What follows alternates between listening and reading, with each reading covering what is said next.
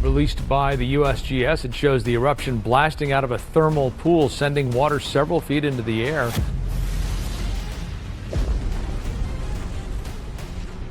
It would be heavy enough and thick enough that it would crush people and animals alive. In August 2025, something shifted deep beneath Yellowstone. Seismic instruments began to stir, barely perceptible at first. A cluster of tremors, a faint rise in ground elevation. Then, satellite data revealed something far more unsettling. In this video, we'll follow the story from the faintest tremors in Yellowstone to the discovery of a magma chamber large enough to fill the Grand Canyon 11 times, and explore how one of the most famous supervolcanoes on Earth might shape the future of the planet. The awakening signals. Long before a volcano erupts, the planet begins to whisper. It happens beneath our feet, quiet shifts in the Earth's crust, subtle swells in the ground, and faint tremors that ripple through ancient rock. These are the signals scientists track with increasing urgency, because most eruptions don't begin with a bang, they begin with pressure. In places like Yellowstone, dozens of GPS stations and seismometers are constantly listening. Some measure vertical uplift to the nearest millimeter. Others detect gases like sulfur dioxide rising from unseen fissures. When magma starts to move underground, it sends pressure waves upward, reshaping the surface without ever breaking through it. This is why monitoring volcanoes is less about watching for fire and more about listening for silence that suddenly shifts. In 2018, one such shift at Steamboat Geyser, a notoriously erratic hotspot in Yellowstone, caught scientists' attention.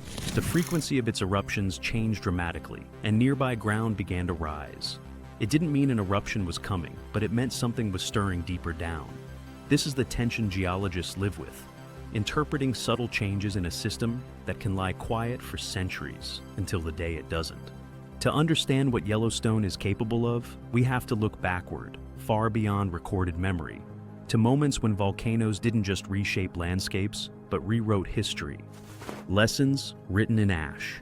In 1815, Mount Tambora erupted in Indonesia with such force that it ejected over 150 cubic kilometers of volcanic debris into the atmosphere. Ash darkened the skies across Asia, Europe, and North America, triggering what came to be known as the year without a summer.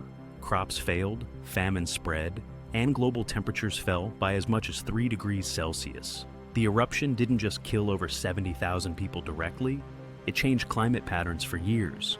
But Tambora, as devastating as it was, wasn't the largest. 74,000 years ago, the Toba supervolcano erupted in what is now northern Sumatra.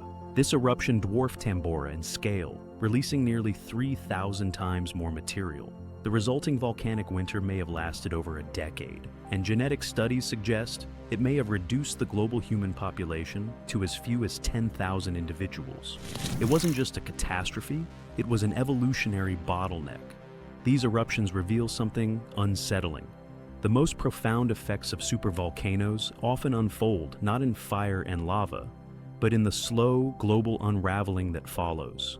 Ash clouds block sunlight, temperatures plummet, rain patterns shift, famine and migration ripple outward for years, even decades.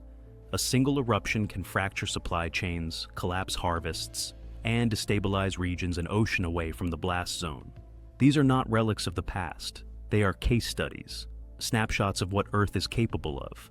And Yellowstone, with a history of eruptions larger than both Tambora and Toba, is one of the few volcanoes on the planet capable of doing it again. Yellowstone beneath the surface. Yellowstone doesn't look like a volcano. There's no towering peak, no lava-streaked crater. Instead, there's a vast caldera, an ancient scar stretching 45 miles across the western United States, quietly steaming under forests, geysers, and plains. It last erupted 640,000 years ago, but signs of its power are everywhere, from the boiling pools at Norris Geyser Basin to the shifting grounds around Steamboat and Old Faithful. For decades, scientists believed they had a reasonable picture of the magma chamber beneath Yellowstone. That changed in 2014. Using advanced satellite radar and seismic imaging, a research team led by the University of Utah revealed something startling. The magma reservoir beneath the caldera wasn't just large, It was more than 2.5 times larger than previously estimated. It stretches 90 kilometers long, 30 kilometers wide, and contains enough molten rock to fill the Grand Canyon more than 11 times. That discovery didn't mean an eruption was imminent, but it did mean that Yellowstone's plumbing system was more complex, more active, and potentially more interconnected than anyone had realized. In fact, there are two distinct magma bodies stacked beneath the surface, one mostly solid, one partially molten, both fed by a deep mantle plume that's been rising for millions of years. What worries geologists isn't just the size, but the system's behavior over time. In the past 2 million years, Yellowstone has erupted 3 times, each one reworking the continent. Between major eruptions, there are long periods of silence, punctuated by swells of magma, shifts in gas emissions, and spikes in geothermal activity. Scientists now see Yellowstone not as a dormant threat, but as a living system, breathing slowly, storing energy, and constantly reminding us that its story is still unfolding. Cascading consequences. When people picture a volcanic eruption, they often imagine rivers of lava, fiery skies, and sudden destruction. But if Yellowstone erupts, lava won't be the main threat. It's the ash, fine, abrasive, and carried by the wind that could transform modern life in ways few are prepared for. A major eruption would send a column of ash more than 25 kilometers into the stratosphere. From there, prevailing winds could carry that ash across most of North America within days. Unlike soft dust, volcanic ash is made of jagged particles of pulverized rock. It clogs engines, scratches lungs, and collapses roofs under its weight. Planes would be grounded, roads impassable, power grids cut off. Cities hundreds of kilometers from the blast zone could go dark, not from fire, but from silence. Crops would suffer next. With sunlight dimmed and growing seasons disrupted, agriculture across the Midwest and beyond would see massive losses. Supply chains would seize, food prices would surge, and as in Tambura's aftermath, the true crisis might unfold slowly. Famine, migration, economic shock rippling outward for years. This isn't speculation, it's based on modeling from agencies like the United States Geological Survey, who've mapped fallout patterns and infrastructure vulnerabilities. The death toll wouldn't just come from the eruption's blast zone, but from the systems it quietly unravels. Yellowstone wouldn't erase humanity, but it could fracture the systems we rely on in ways that take generations to mend. Can we predict the unpredictable? Today, Yellowstone is one of the most closely monitored volcanic systems on Earth. Beneath the park, an array of sensors measures everything from ground deformation to tremor frequency and gas emissions. Each year, scientists from the Yellowstone Volcano Observatory analyze thousands of small earthquakes and thermal signals. But even with this data, prediction remains an imperfect science.